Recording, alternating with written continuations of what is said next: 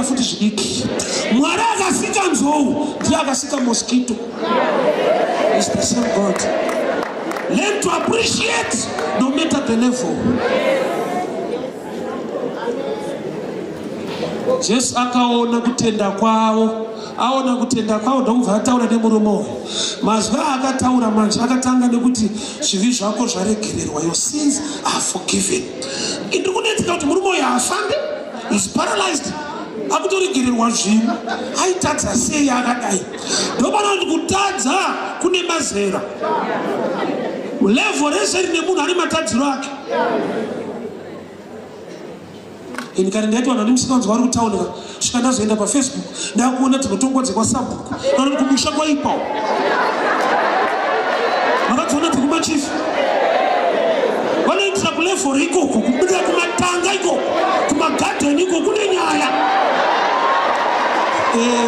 dai Mwari watiregerera.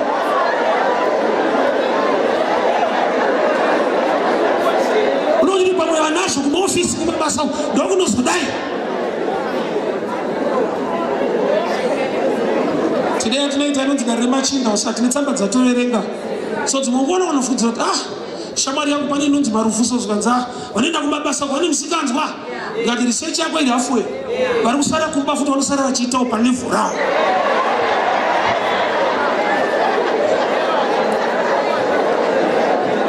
Because character ndeyemunhu haisi yenzvimbo. Hakuna anoitira musikanzwa nekuchechi kwacho. Unoti daenda kuchechi kune munhu wake. Vanhu munoziva iri. Anoziva zvakavanzika ndiJehovha. Vanhu tinogona kuvanzirana. Munhu anogona kutouya kuchechi kwete kuzoinga Mwari. Chimwe nyaya. Idzi chinoenkarejana kuti endai kuchechi. Zvinoendenwa. Munhu akakanganwa chaakafambira ane dzimwe dzaanotamba ari ikoko. Kunopona vamwe ndokwaanondocreata maproblems. Akaregererwa zvivi asingafambe. Kunoti zvimwe zvivi akuite zvekufambira unoita zvekuronga. Unenge uri mastermind wemaprojects ezvakaipa.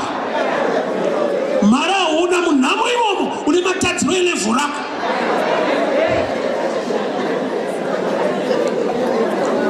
Shasha yaregererwa vana vanokufara manje kuti zvaitwa zvakanaka vakati blasphemy ari kunyepa anoregerera zvivi ndiMwari. Waona kuti muchechi munogona kuzara vanhu vasingazive kuti Jesu ndiani uye simba rake rinogumira papi. Wotozara kusvika kudhoo paanotanga kuita zvaakatumwa naBaba kuita zvekuregerera vanhu zvivi zvekugona kuponesa vanhu. Kune vanonzwa kuti hazvisiri izvo ivo varimo.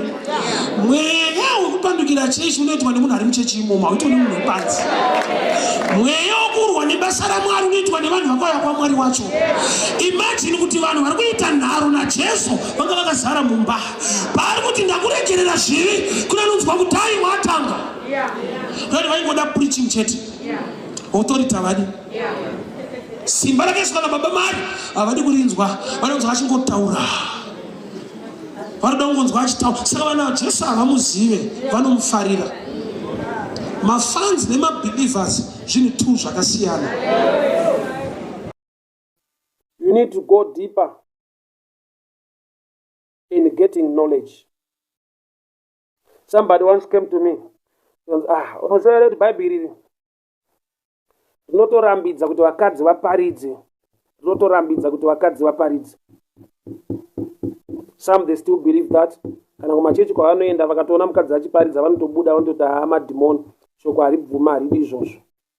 Yet if you go deeper concerning nyaya yevakadzi, you will see kuti pawakabatira pekuti havaparidze, you have been missing the spiritual understanding of the thing.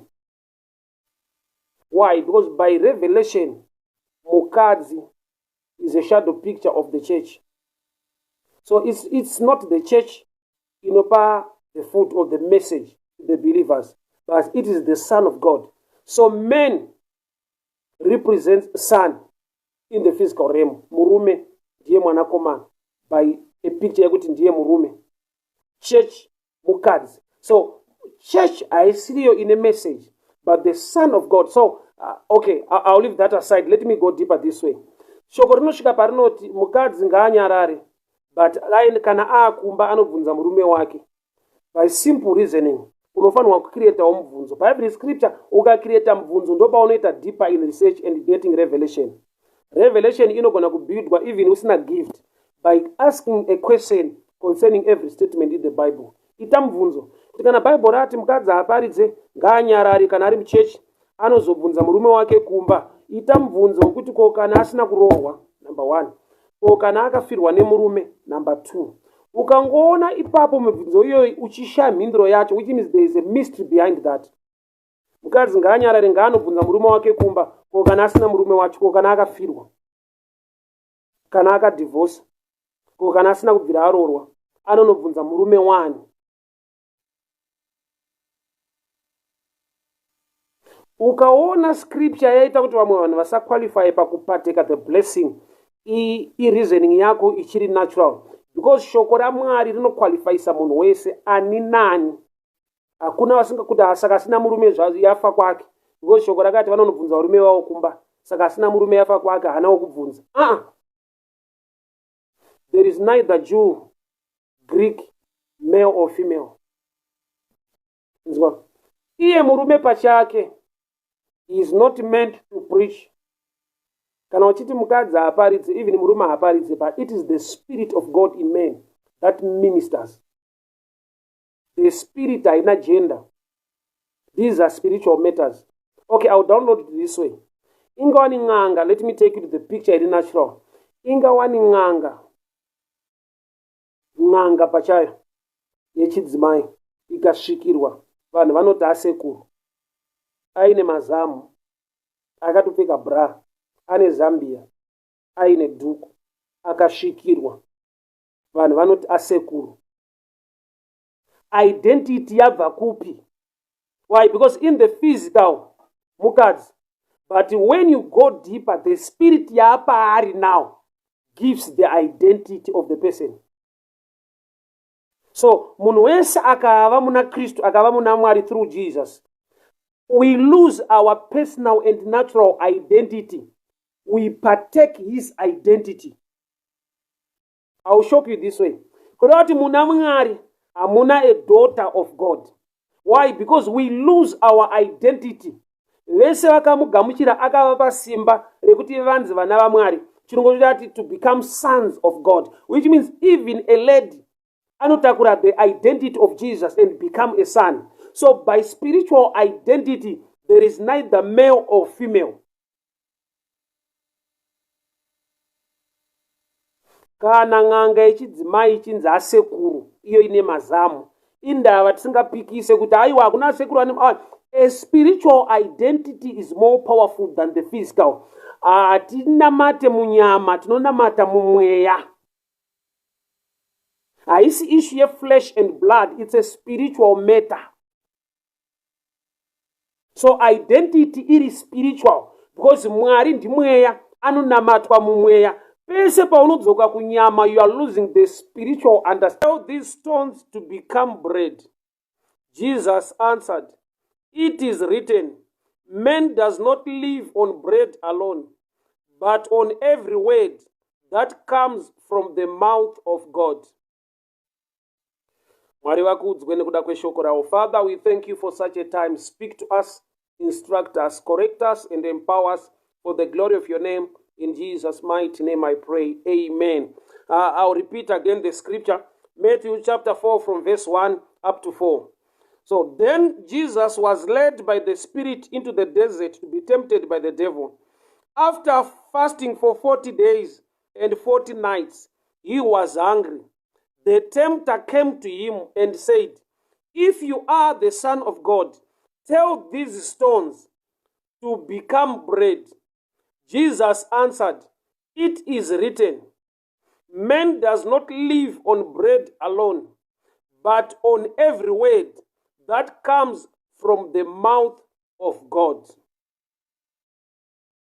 Man does not live by bread alone, but by every word that comes from the mouth of God.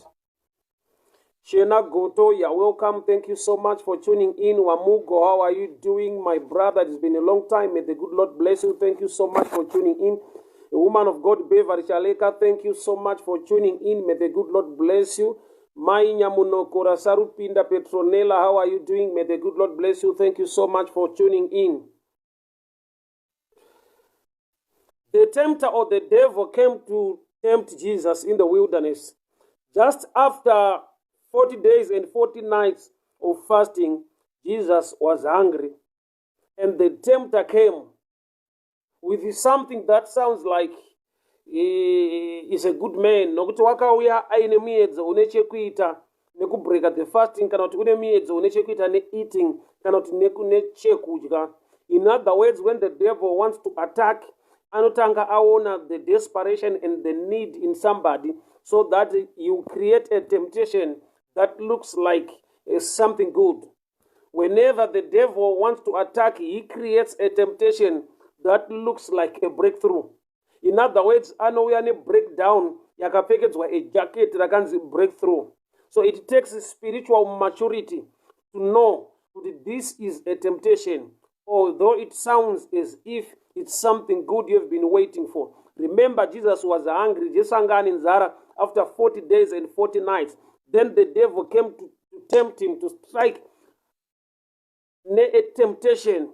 He recorded something that looks like a breakthrough. Imagine unenzara and somebody a message ye eating, cannot a message in a. It sounds as if the devil anotanga garapas asat aita strike. Anotanga atarisa the need irimumun, antanga atarisa the challenge irimumun over a quarter a problem iri connected ne breakthrough, yet it's more it break down. So the devil is so cunning to a level yekuti he does not strike asati aita research yekuti pandiri kuda kustrike pakamira sei. Jesus was hungry. After fasting 40 days and 40 nights, Jesus was hungry. And the tempter came.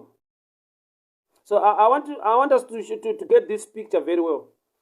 After fasting 40 days and 40 nights, the devil came. Wakaipa ari kuuya kuzotempta, wakaipa ari kuuya kuzostrika. Just after 40 days and 40 nights of fasting. To me, it's a picture kuti fasting pachayo cannot chase the devil away. Because for 40 days and 40 nights of fasting, the devil was not supposed to come any near or any closer. But the devil came just after fasting. A complete 40 days, 40 nights, the devil came. And the parikuya arikutoya aine a temptation. And the temptation looks like it's a breakthrough, cannot it's a good thing. Imagine kuti unenzara, you're desperate for food, you are so hungry. Munukana inenzara, he respects any message in echekuita ne food. For example, kana munhu asingashande respect every information in echekuita ne employment kana ne opportunity to make money. So the devil is an opportunist zvekuti anoita strike kana atanga aita research yekuti pandiri kuenda pakamira sei, munhu wacho ari kudei. So your need is one of the ingredients inoshandiswa na devil kana akugadzira keke rinonzi temptation. Anotanga aita research otarisa the need iri maari kuda kuenda. Akaona kuti pandiri kuda kuenda pane nzara, anobva atora nzara iyoyo oishandisa as part of the plan. Kuti ndostrika sei kana munhu aine nzara. Let me create a message ine chekuita ne food. So the devil came. But asati atempta haana kuya ne another to do nekuti Jesu wacho ane nzara. Saka pane nzara panostrikwa, panorohwa ne message inenge ine chekuita ne eating. So the devil came and he said, if you are the Son of God, number one, ari kustrika, ari kurova by checking identity, knowledge. Kuti munhu wandiri kuda kudhila naye anomboziva here kuti ndiani. So whenever the devil wants to attack, anotanga aita research concerning your knowledge about your identity. Okay, sorry. So the devil will check your identity knowledge first, kuziva kuti iwe unoziziva here kuti if you are the son of God. Ukazvitarisa Jesu asati aita basa, he was baptized. Baptism, Mwari vakakonfirma, this is my son. So Matthew chapter 3 verse 17, and a voice from heaven said, this is my son, whom with him I am well pleased. So denga rakapupura, Jesu akazvinzwa after baptism kuti identity yake ine chekuita nedenga. Baba vati kudii? Denga rati, the voice from heaven said, this is my beloved son, whom I love. With him I am well pleased. And the devil now wants to attack arikuya achiti, if you are the son of God, if you are, if kana uri, the devil arikutesta, the temptation irikutangira pa identity crisis. You see it in our times now, the challenge yedu ndeyekuti we don't know our identity in Christ. We don't know our original identity in him. Sister Beulah Konde, you're welcome. Sile Chi, you're welcome. Black Pimbas, Shua Kwazizira Mfumu, thank you so much. You're welcome. Pastor Nira, thank you so much. Say thank you so much for tuning in. May the good Lord increase you. Thank you so much. So I want you to see the devil arikucheka the knowledge behind identity. Why? Nobody does the same skill, the same strategy. Yaakashandisa garden. Through the mouth of the snake, the devil akataura message kuna Eve. Kuti munozere kuti mukadya muchero munofanana na Mwari.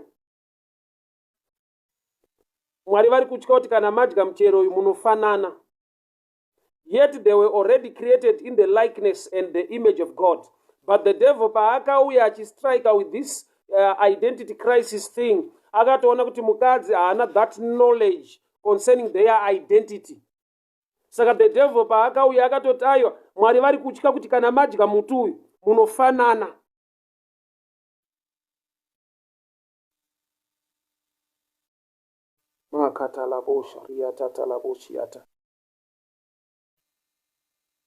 So number one thing chakashandiswa as a weapon, as a tool by the devil, kucheka kuti munhu wandiri kudhila naye anoziva nokuti pane identity ndo pane foundation ye understanding yako, ndo pane confidence dzako, ndo pane stability yako in the things of the kingdom. Kuziva kuti umbori ani in the sight of God, mumeso aJehovha. Nokuti pano Jesu achipedza kubhabhatidzwa, the heavens were opened, voice rikati, this is my beloved son. But the devil now is coming with such a statement, yekuti if you are the son of God. Kuti ipapa pane nyaya, pasati paenda panonzi tell these stones to become bread. The miracle was not a big issue, but the identity crisis was the big issue. That the devil will not strike when you know yourself very well. Kuti umbori ani muna Kristu.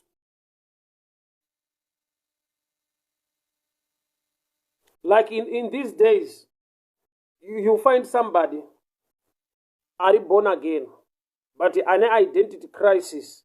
When he approach the throne of God, whether in prayer, in worship, in any angle, yauya nayo kuzosprison pamberi pamwari. Anobata the statement inenge yakataurwa na Roman centurion yekuti I'm not worthy for you to come to my house, speak your word. Statement iroro ranga riri valid pamazuva iwayo panguva idzodzo. Why? Because Jesus anga asati aenda pa cross. Because by the reason of his blood we have been washed, tikapiwa ina identity. Vese vakamugamuchira akavapa simba rekunzi vave vana vaMwari. So our identity inochinja after the cross. Before the cross, atisi worthy. Why? Because Mwari achititarisa before the cross, arikutarisa a sinner. After the cross, arikutarisa mwana wake. So your approach now concerning your identity matters most. So the devil pauya arikuti, if you are the son of God. if you are the son of God. Wakaipa sei ari kuda kushandisa this strategy ye-identity. Ari kuti ndoda kuziva kuti munzara yauinayo, do you still recognize your identity as a son, or else the problem inogona kucorrupta your mind. Zvokuti unopedzera wakufungidzira kuti ndofunga Mwari handidi, handisi mwana waMwari, because I've been in this challenge so much. So because of hunger, the devil ari kuti ndinoda kucheka kuti paunotambura, paunoshaya chekudya, paunoshaya chekupfeka, paunenge une nzara, unozinzwisisa here kuti your identity will never change. Identity yako haichinje nekuti you are broke. I love and respect Peter so much to an extent yekuti pana Acts chapter 3 Peter akati, silver and gold I do not have, but such as I have, in the name of Jesus rise up and walk. Kuti Peter paari kutaura kuti the man had a beautiful gate, ari kuti one thing I'm conscious about is my identity, or the presence of God in my life. Although I don't have silver and gold, but I know Christ is in me. Kuti Peter was aware, he was conscious of the presence of Jesus, despite kuti he was broke at that moment. Ari kuti silver and gold handina, ari kuti mari hapana, but chandinoziva chiripo chisingabve kana even mari ikabva is the presence of God in my life. So the devil now wants to take an opportunity yekuda kustrika kumunhu ari muchallenge, ane nzara, kuti nzara haimbofa here yakacorrupta your mindset. Because tikaenda kubhuku yaLuke 15:17 uchaona kuti tine challenge yaprodigal son. Prodigal son, because of hunger, akabvuma kuda kuluza identity. Not only prodigal son, but tikaenda kuna Isaac, kuvana vaIsaac, Ishmael, tikaenda kuna Isaac, uchaona kuti pane nguva yekuti the brothers vakasvika pakuti let's exchange, iwe undipe udangwe, ini undipe chekudya, udangwe hwacho hunondibatsirei, kana ini ndine nzara udangwe hunondipei, it's good kuti ndingoluza udangwe hwangu. Identity crisis iri kucreatwa nekuda kwehunger. Identity crisis yakacreatwa because of hunger. Identity crisis inogona kucreatwa kana munhu ari muhunger, kana asinganzwisisi. So Jesu ane nzara, he was hungry, and the devil paari kuya paari ari kuti kana uri mwana waMwari, can you turn these stones into bread? Pasei ari kuda kumbochallenge identity, because in Esau the devil akaiwina. Why? Nekuti Esau adzoka kundovhima asina kubata, akati kuna Jacob, zvinondibatsirei kuti ndirambe ndiri dangwe? It's better I lose my position, I lose my identity as the firstborn son, ndiwane hangu food. Pana prodigal son, the devil akabudirira akaiwina, because prodigal son aine nzara, akati I'm going back to the father. Asvika kuna baba ndokubva ati musanditore semwana wenyu, kuti hunger has reduced my mental understanding, my capacity to reason, my identity, I've lost it in hunger. Saka akati baba musanditore semwana, nditorei semuranda. He was so hungry, he was so desperate for food, to the level yekuti I will humble myself to a level yekuti I will lose sonship to gain bread. Yet chachiri mystery iri yakavanzika ipapa. When you are a son, automatically bread is yours by right.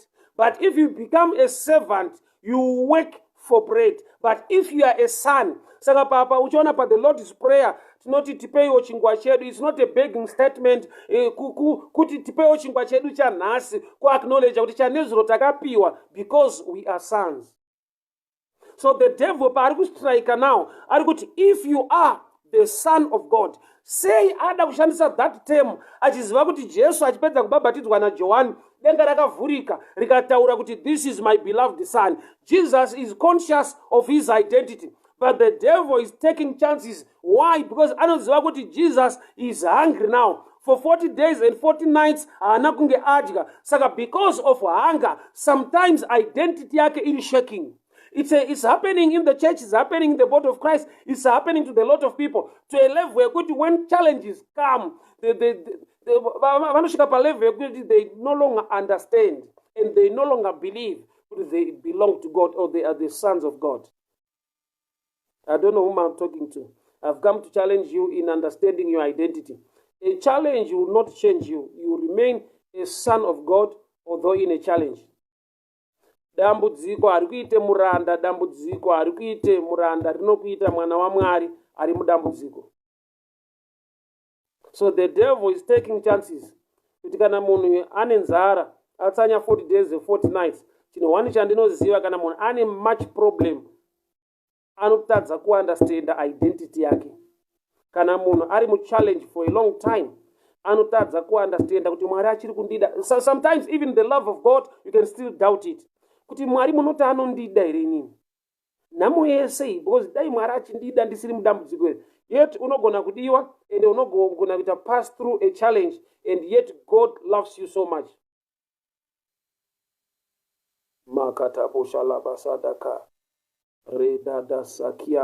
Hear me very well, people. The devil parikut, if you are the son of God, if you are the son of God, it's a question in echikutane identity. Say ada kuishandisa is using this to a hungry man. Why? Because when people are in challenges, they doubt their sonship. They doubt their relationship with God. So, panapa, the first line, identity check. If you are the son of God. Tell these stones to become bread. This is NIV, but King James, tell these stones to become bread. This is to do with the miraculous power. Tell these stones to become bread. I want us to have a close look concerning this statement. Say devil, Satan, nekipaka kwese. Ari kuda kuti Jesu ave ne breakthrough in terms yekuti abva mu fasting akuintroduce feasting, ada kumpa chikafu, ari kuda kuti Jesu agute. Zvinoita here kuti the devil auya kuzokuataka, auye ne breakthrough. Never. Which means there is a mystery behind this statement. Turn these stones to become bread. Let me explain.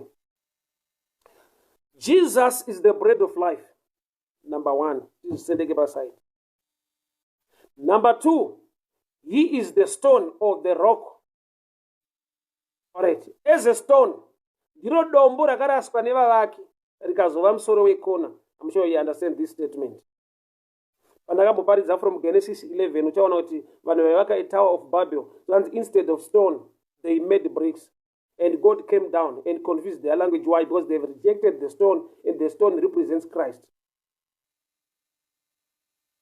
So, he is the stone, he is also the bread. So the devil is so calculative to a level. Yekuti anoziva kuti identity yemunhu, kana kuti the revelation behind this person wante kudila naye. He is also the bread of life. He is also the stone. But on another dimension, muvaki Matthew chapter 7, akangwara, akavaka imba yake padombo. Dombo represents foundation. Waro. Malambo echinhu. Foundation. Foundation. Foundation kana kuti waro. Wechinonzi mukristu. I-relationship na Mwari. Mukristu. Munhu ane relationship na Mwari. So dombo kana richi represent a foundation. Riku represent a relationship between men and God. Kuti rakabatanidzwa na Jesu. Munhu kuti ave na ukama na Mwari na Baba. Bondi yacho iri pana Christ Jesus, and Jesus is the stone. Kureva kuti bond ye relationship yemunhu na Mwari iri pana Jesu. Saka pano the devil paruti tell these stones to become bread. Toda kuti unzwe answer ya Jesu ndo pane clue ne revelation yacho. The answer of Jesus part 4 now. Jesus answered, "It is written, man does not live on bread alone, but on every word that proceeds from the mouth of God."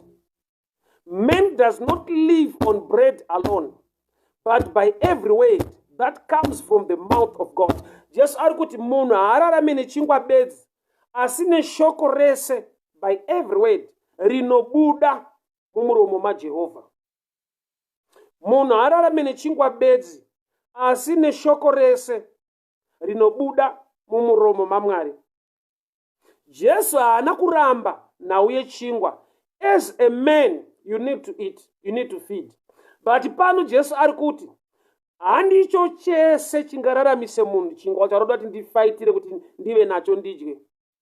Munhu haararame nechingwa bedzi, asi neshoko rinobuda mumuromo maJehovha. Okay, pana mtoda kuti break revelation, but better step by step. Regai nditange concerning bread is the word. Jesus is the bread of life, and Jesus is also the word. Saka pano Jesu ari kuti munhu ararame neshoko chete, bread tobvisa panoti bread toti word, because Jesus is the bread of life and Jesus is the word. So men shall not live on word alone, shoko beds, but by every word that proceeds from the mouth of God. Ndo pane error mostly in the body of Christ. Why? Vese vanopikisa vamwe, vanotuka vamwe, nekushora vamwe, vanovhura Bible. Unotonzwa achiti ndini handitenderere, handituke munhu, ini ndinovhura scripture. Kana ndichitaura munhu wese wane ndichaataka ndovhura scripture, because ndiri based neword. Jesu kana ati munhu ararame nechingwa bedzi, asi neshoko rinobuda, the word that proceeds. It's a continuous tense yekuti shoko rinogara richibuda. Kureva kuti Mwari wedu anoramba achitaura. Iri Bhaibheri ndiMwari akataura. Revelation ndiMwari ari kutaura. I'll download it this way. This is the bread inotaurwa naJesu kuti munhu ararame nechingwa bedzi. That's why there is need for somebody to be anointed, appointed, and sent by God to minister the word. Why? Because iro pacharo chingwa, but ichi chingwa ichi ndechanezuro. Chingwa ichi ukasava nerevelation hachikugutse.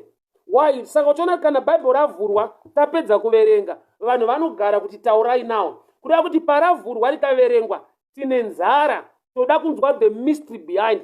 Chinofidha vanhu irevelation. But revelation inobuildwa kubva pascripture, which means scripture pachayo without revelation it's bread alone. We need the word that proceeds from the mouth of God. Kureva kuti iri Bhaibheri ndiMwari akataura, but chinotibatsira today ndiMwari ari kutaura. Zvichibva papi, we read the scripture and we begin to minister. Which is by ministering, God is speaking. Men shall not live by bread alone. Bread represents the word. But the word is not enough when we don't have the revelation upon the word. I don't know if you can hear me very well, people of God. Iri pacharo unogona kuriverenga ukato create a problem instead yeku create a solution. I'll show you. Let me quickly ndimbo jamba mshana. Tigone kubatsirika pa statement ndataura. Timbo jamba mshana tiende pa ipapa ma temptations. All right. Matthew chapter 4 verse 5. Then the devil took him to the holy city and had him stand on the highest point of the temple. If you are the Son of God, he said, throw yourself down, for it is written, you will command these angels concerning you. Even the devil can quote scripture. That's why I'm not moved by any man who say inini ndinovhura Bhaibheri kuti ndigadzirise nyaya, ndinovhura Bhaibheri. Kuvhura Bhaibheri kuri right, but chakanakisa kurivhura iwe wakavhurika. Kuvhura Bible usina kuvhurika unocreate ma temptations, ma challenges, ma problems in the body of Christ. Many people without the grace or the gift of revelation, they are bringing in confusion in the body of Christ by the reason of opening scriptures while they are not opened by the Spirit of God to get the revelation upon the scripture. The word alone is bread alone. Men cannot live. Nekuverenga uchiti David akauraya Goliath. Azvikubatsire muupenyu hwako kusvika that word rava personal, relevant in your life. I'll give you an example. Isu vabereki vedu takakura tichiudzwa kunzi mukashanya kumba kwevanhu mukanzi let's say maenda kunotamba ukaedzwa kunzi culture ikuno yekunzi kana vamwe vachidya sadza vanokuedza vanokushedza kuti uyaudye. Unofanirwa kuti kana waedzwa kunzi yaudye sadza unoti ndakaguta. Kwete nekuti unenge wakaguta, but uri kupersonalize shoko rawapiwa kumba kwenyu naamai vako. Why? Nokuti ukanzi yaudye sadza neshamwari yako ukataura uchiti tanzi titi takaguta, vanotoziva kuti uri kutoda kudya, but you have been forced neword rekumba. That word alone ukarikopa ukariti tanzi titi takaguta, vanoziva kuti uri kurambidzwa kumba kwenyu, but iwewe unoda. which means we must learn to personalize the word of God. Unofanirwa kutaura, kunzwa kutaura kwaMwari, wopersonalize soko racho rova rako. Saka the personalizing of the word is the revelation for today. Why? Because whatever you are praying for God to bring into your life today, hakuna munhu anga anazo. Times have moved. Even the richest man, anonzi Solomon, anga asina phone. He was phoneless, Solomon. Kana paapa anga asingabatike. Yet he was the richest. Even motikari anga asina, even kaonda fit anga asina. Yet he was the richest of those days in those times. You ukatoita prayer nhasi dzimwe nguva, you don't want camels. Vanga vakapfuma ana Job, vanga vane ngamera, you don't want camels. You want something relevant in our time, which means you must get the revelation according to the word that proceeds from the mouth of God. So, about the devil, he wants people to have Bible alone, and don't have the word that proceeds from the mouth of God. For he knows, you cause confusion. That's why even the devil, by my temptations, are three. One of the temptations, which is the second one, he had to quote scripture. Matthew 4:5. The devil had to quote scripture. Kushika pa level pa 6. At if you are the Son of God, he said, throw yourself down, for it is written. How can a written word be a temptation? Kana Satana chiti, it is written, throw yourself from the top. For he said, you command his angels concerning you. Maybe some, they don't know what Satan why caught up happy. This is Psalms 91, verse 11 to 12. Temptation, Ilipana Matthew chapter 4, verse 6. The devil was quoting Psalms 91, verse 11 and 12. Inotaura ichita hangatendere tsoka yako kurera padombo, uchatumwa vatumwa kuti vakugame. Even the devil akada kuunza problem in the church, you use a man to preach without revelation and cause confusion and create temptations. Urikuona Satani baba ari kuti una Jesu shetuka uye pasi. Temptation yakaitirwa pa church.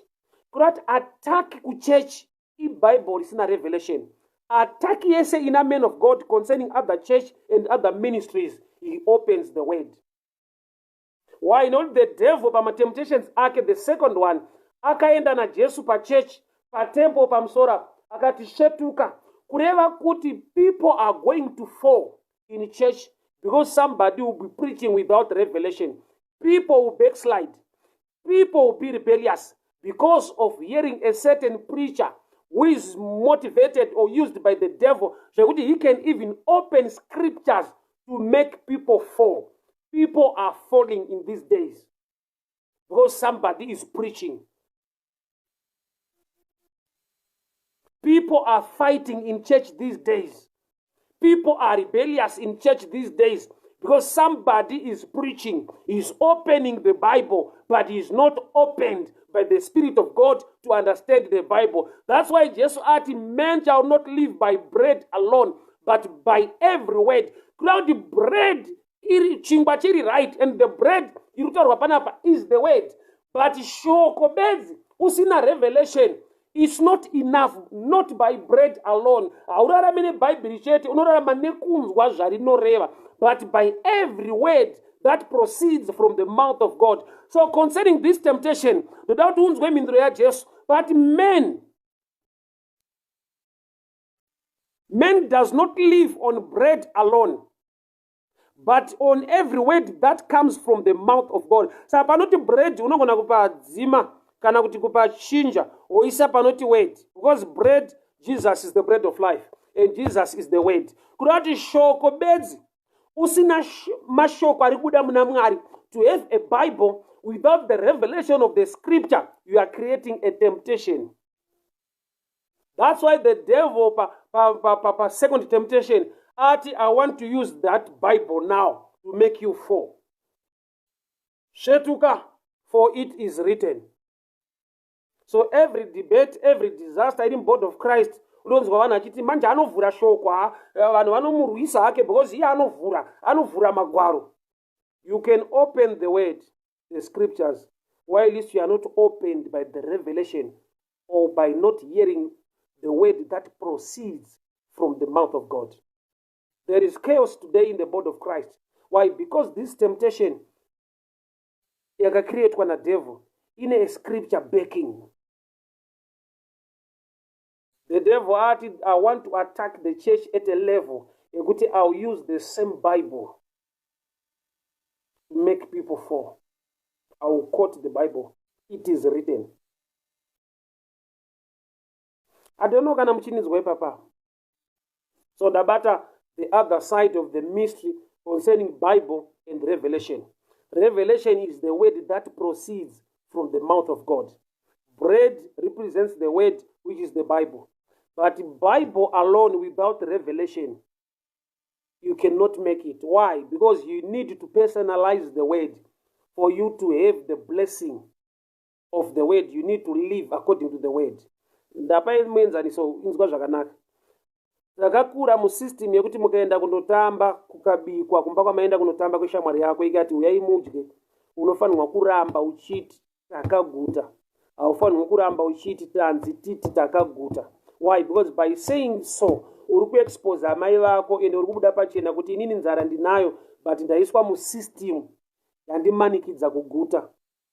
Saiye akaramba chikuti waudye anoziva kuti anobudirira kuti uchadya. Why? Because you have not personalized the word.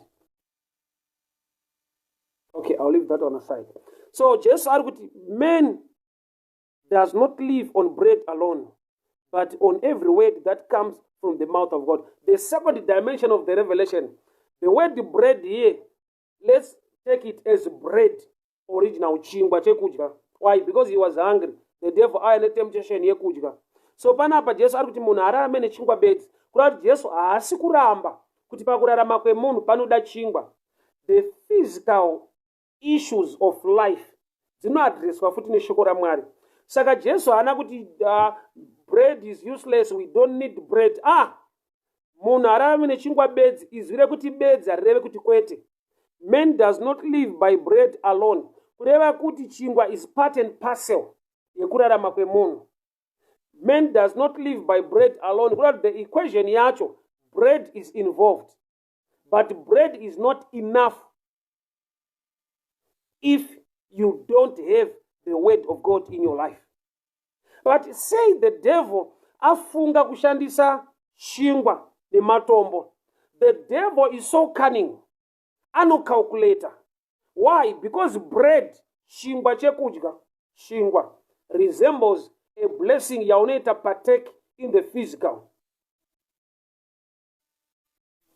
And you know what I'm a breadwinner. I see you win chingwa, life. I'm sure you understand statement breadwinner. Breadwinner is somebody who is helping the family, is getting money, many things, resources, and whatsoever. Dear breadwinner. Sagapanapa, Saranipati, turn these stones to become bread. Ari kuti ndirikuda a church is fighting the church kuti ndirikuda church inobvisa stone dombo yoisa chingwa. Yet order iripo mukingdom yaMwari. Panofanirwa kunge pane relationship kuti baba vakupe chingwa. Give us today our daily bread. Watanga wati kudi? Our Father who art in heaven. Foundation, relationship. And the foundation is Jesus. So stone represents foundation. Bread represents a blessing or a physical need. So the devil ari kuti ndirikuda church inongoda beds kugadzirisirwa ma physical need but ichipwanya relationship naMwari. Because dombo rinomirira foundation paunenge wakatsika. Saka chitakatsika muukama naMwari through Christ Jesus. Saka kana uri muna Mwari foundation yako iri relationship. You don't beg for bread. You don't need a miracle to get bread. It must become a lifestyle. I'll give you an example. In this way. Veku State House, vakanwa breakfast, yakati simbei, ine mazai, ine nyama, nechichi, bacon, ham, and whatsoever. To them, it's not a miracle. It's a lifestyle. Because vari muimba ye ushe. they are supplied those things as a benefit yekuti is the first family. Haisi miracle kuti vanwe tea iri heavy kudaro breakfast because they belong to the royal family. Zvavari zvinoita kuti chinhu ichocho chive ordinary. Saka pano the devil pari kuti if you are the son of man, turn these stones to become bread. Ari kuti panofanira kuitika a miracle kuti udye. Yeti kuti adye hapadi a miracle. Why? Because if you are a son of God, your father will give you bread. Give us today our daily bread. So the devil ari kuti toda kuti tichinje matombo ave chingwa. Akwake hakusi kuda kuti Jesu agute. Satani chaari kuda ndechekuti ndiri kuda church isinei ne relationship ne foundation ne dombo ukama naMwari, but inongoungana kuti iudzane pamusoro pechingwa. Yet we must gather kuti titaurirane pamusoro peukama hwedu naMwari, our relationship with God. And bread becomes something as an incentive, chinhu chatinopiwa as a privilege, as part of the family. But the devil ari kuti aiwa matombo ngaave chingwa. Yet ukava nedombo ukava ne foundation, automatically bread inova a supply, kwete a miracle. Relationship pachayo ine ma benefits ausingawani outside the relationship. Saka uri kuona prodigal son ndo paakaipotsa, paakadzoka kumba akadzokera chingwa akati baba musanditore semwana, kuti I'm no longer interested in relationship but I just need to feed. So the devil bari kuti chinja matombo chive chingwa. Ari kuti foundation muvaki akangwara akavaka imba padombo kuda kuti chiregera kuvaka upenyu hwako muna Mwari. What you need, ingouya kuna Mwari because you want a miracle concerning eating or bread. And the devil pane izvozvo in our times do attack yaakaita kuti when people gather ukaona panhu pazara pane a promise of physical things which God can supply and give to people. I believe so much.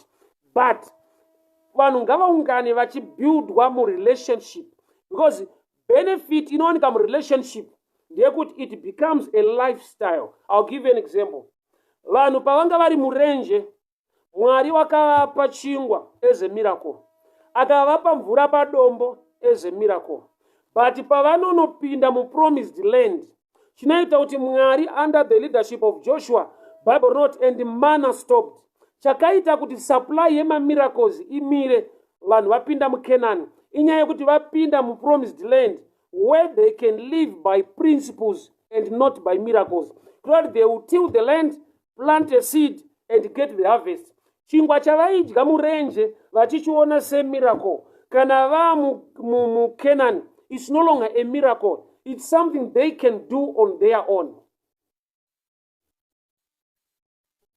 Limitation iripo kana muri murenje munongochipiwa chingwa, but blessing irimo kana mu Canaan mukadyara wheat kana maikowa, zvakwamuri kubheka mascones, zvakwamuri kuita macream donut, zvakwamuri kudya mabanzi.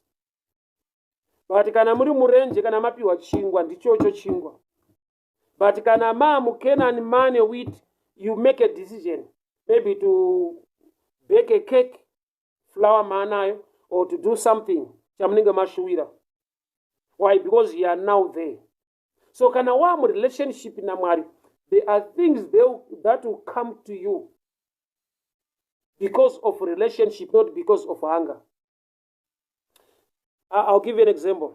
Ukaona mwana asina kana butsi yekupfeka achifamba murodi, chinopinda mauri ndechekushora kana kuda kuziva kuti mwana wani, kwete kuti anoshanda kupimba. Unoziva kuti palevel yake ashande ende hafanirwi kuzvipfekedza. Pane mubereki ari kunegleta responsibility yake pamusoro pemwana. Kuda kuti kana wava mwana waMwari, your problem becomes a problem to your father. You don't need to perform a miracle kuti uve nebread. What you need is to ask for bread from the Father. Give us today our daily bread. But the devil amuti, if you are the son of God, kuda kuti ukasaziva identity yako, nokuti kana uri mwana waMwari, baba vako vanosupply bread to you, but kana usingazizive, you need to perform a miracle to get this bread. So dombo represents foundation, nokuti muvaki akangwara akavaka padombo, and bread represents a physical blessing. Kureva kuti you need your relationship with God, and whatever you desire in the physical, God is so faithful to supply to his own people. But the church now today, the devil is very happy. Why? Because the church now is gathered to turn stones into bread. You don't hear much about soul winning. You don't hear much about the relationship in Amari. You just hear the blessings, the blessings, the blessings, and the blessings. It's good, and it's real. But the bigger part of the story is if you are related with him, if you are in a relationship, uri mwana wake, zvaunofungidzira kuti mamiracles haasi, it becomes natural. Ndo nature yako. Ndati munhu wekustate house kudya chikafu chakanaka ndozveikoko, hazvisi zvishamiso. But munhu akarova tii nenyama kana nesausage kana nehemu achigara kana kubudiriro kana kumufakosi, Joshua akauya kuchechi anogona kutopa testimony kuti hama dzangu nhasi ndaona Mwari achifamba netsoka, tadya zvakaomarara nhasi, ndaona denga richifamba. Asi kana ari at a certain level, it becomes natural. Unoziva here kuti, alright, I'll give you this example. Unoziva kuti pane zvinhu zvekuti mumwe munhu akava nechinhu ichocho anogona kusarara, but kune vanazvo zvizhinji vanotorara, hope kutobata. But mumwe munhu kungova necheese mufiriji umu, amene anomuka how many times usiku, hope dzisiri kubata.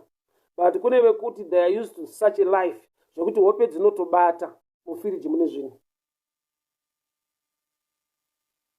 Kune a level in life yekuti ukangoona hembe yakanaka so unoti dai kwaedza ndapfeka. Kugoita a level yekuti kana kukaedza you are not moved much kuti dai ndapfeka ndaonekwa, because it's your lifestyle. Zvinodadisa kune vamwe zvinhu zvekuti zviri ordinary, zviri natural. So kana wa a son of God, apadi a miracle for you to get bread. It's your right, it's your privilege as a son, because you belong to the family. So the devil arikuti panenya ndepekuti if you don't know your identity, unonamatira zvimwe zvinhu kuti zviitike. Yet ukaziva identity yako, you believe and trust kuti zvinoitika. If you are the son of God, turn these stones into bread. Kurati ukasaziva identity yako, unopinda busy. You try to make things happen. But when you know your identity, you surrender to God, who will make things happen. So the devil came to Jesus with a temptation of turning stone into bread. Kwake hakusada kuti Jesu agute.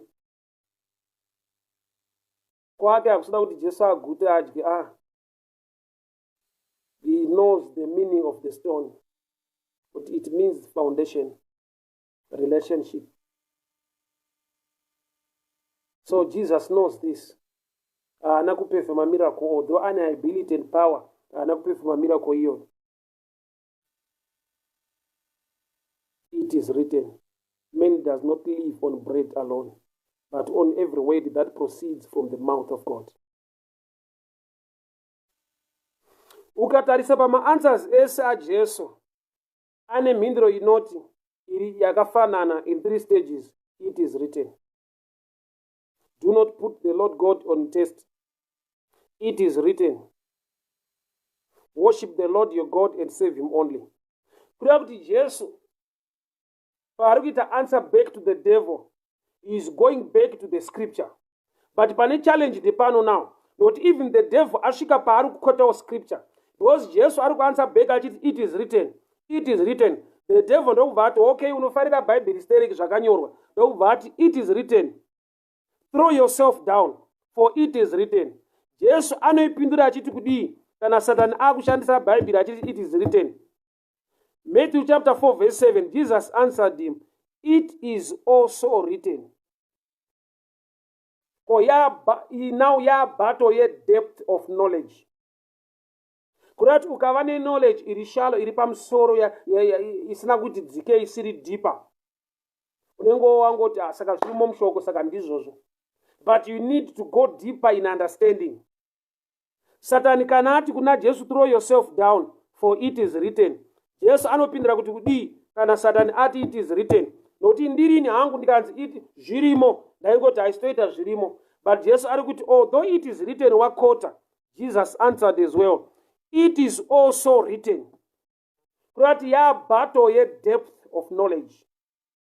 May you acquire deeper knowledge concerning the things of God.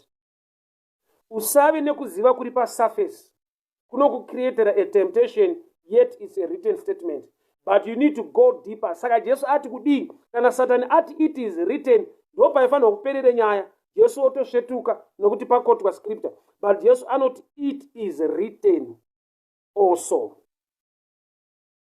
It is written also.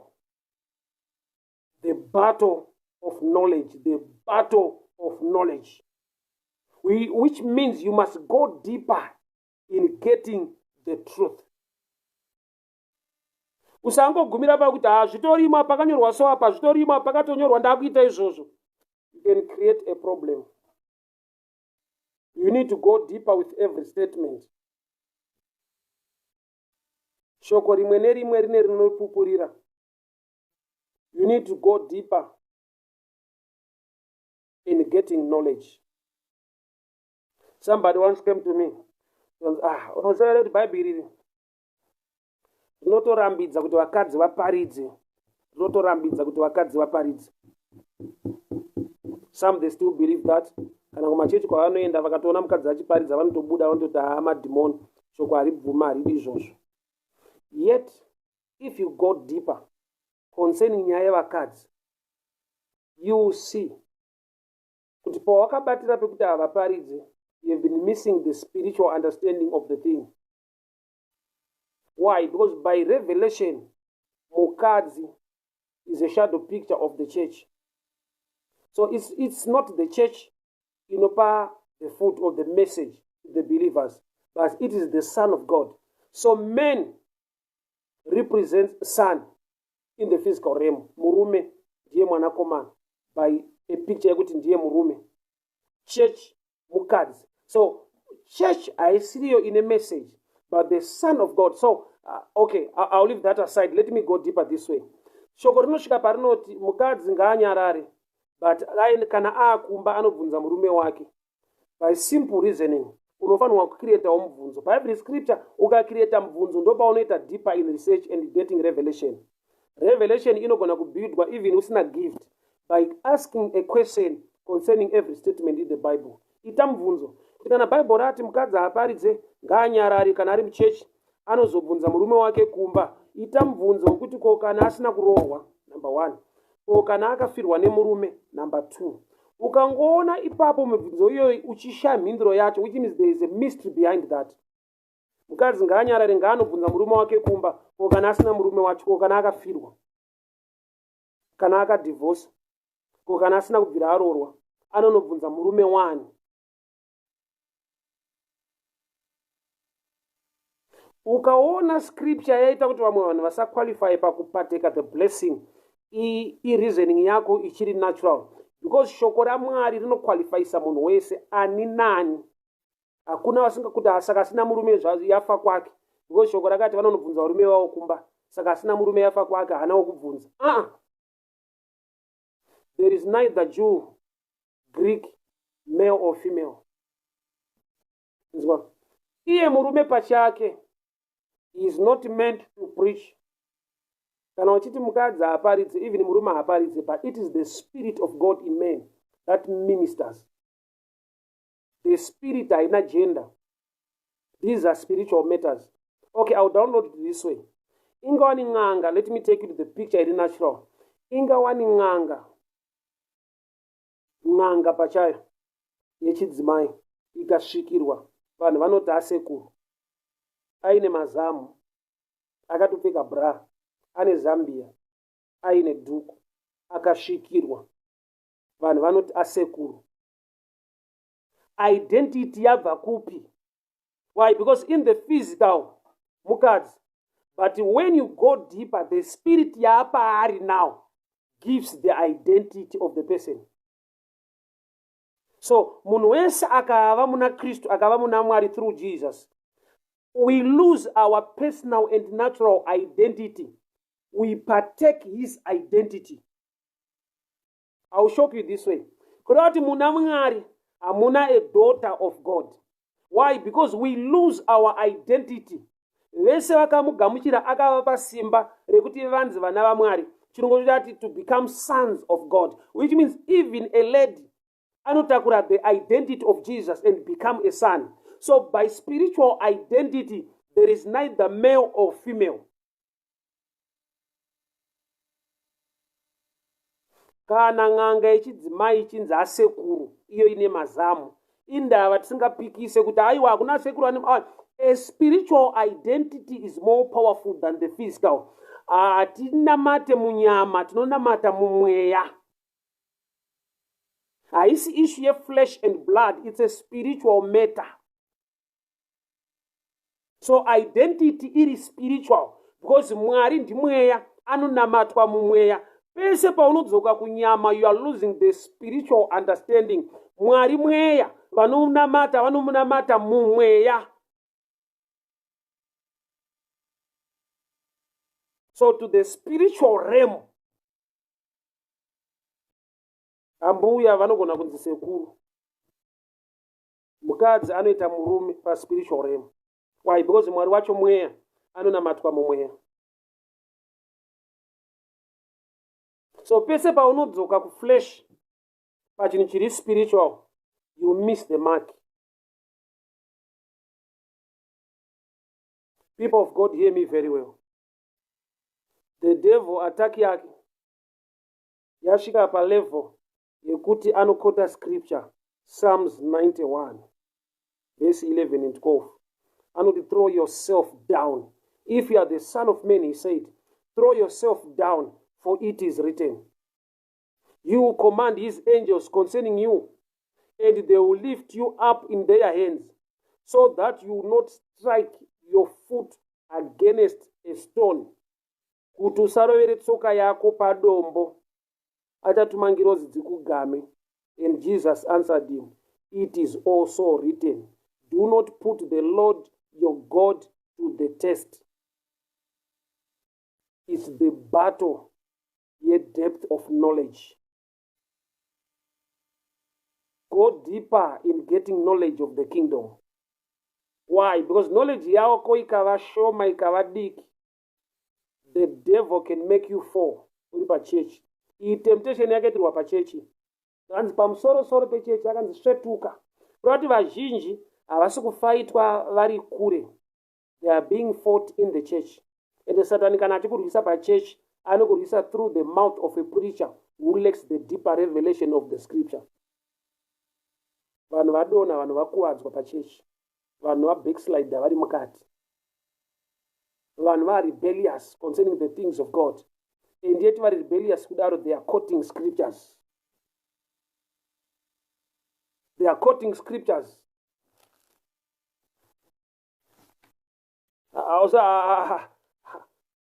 Hakuna chinondibata zvakanyanya chekuti munhu anorasika kusvika palevel yekuti anorivhura achitsigira era iri maari, anorivhura.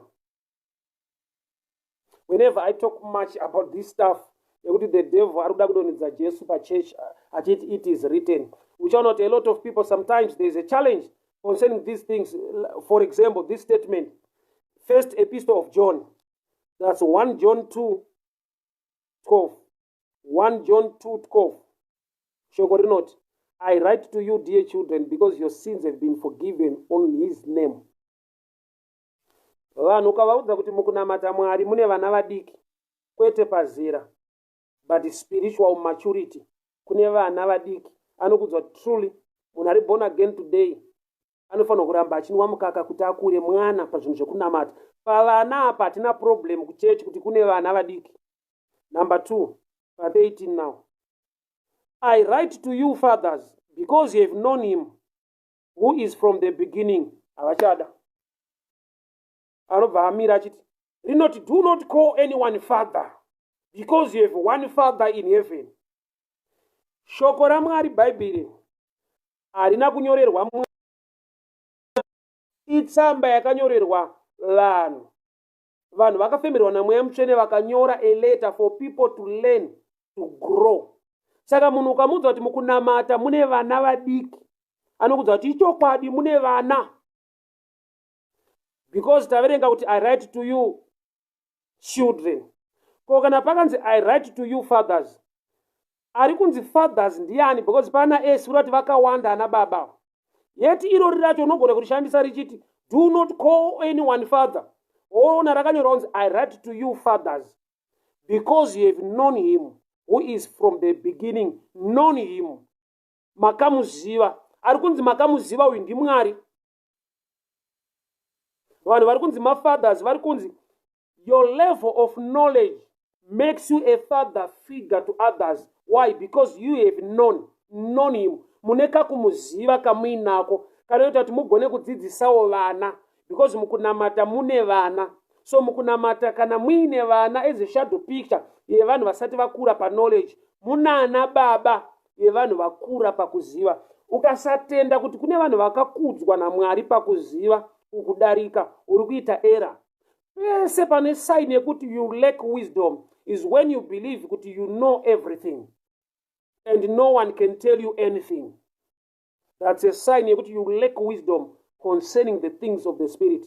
There are some people who have knowledge deeper than what you have. Hanini undonamata Mwari wacho, saka ndinenge ndinazvo zvakatosiyana. I write to you children. Apa urambe enda kune wese anoramba kuti kune vanhu vanonzi ana father, ana baba mukunamata. Wese anoramba, but ukamuti ko vana anokuti kuti vana variko. Ya wese mudiki pakunamata mwana. But iro racho rati mwana ndora kuti I write to you fathers, ovata aiwa rinoti do not call anyone father. Iro shoko rinoti the Holy Ghost will teach you. Ndo rinobva rati futi some are teachers, some are evangelists, some are prophets. Yet Mweya Mutsvene is a teacher, but somebody is called by God to teach.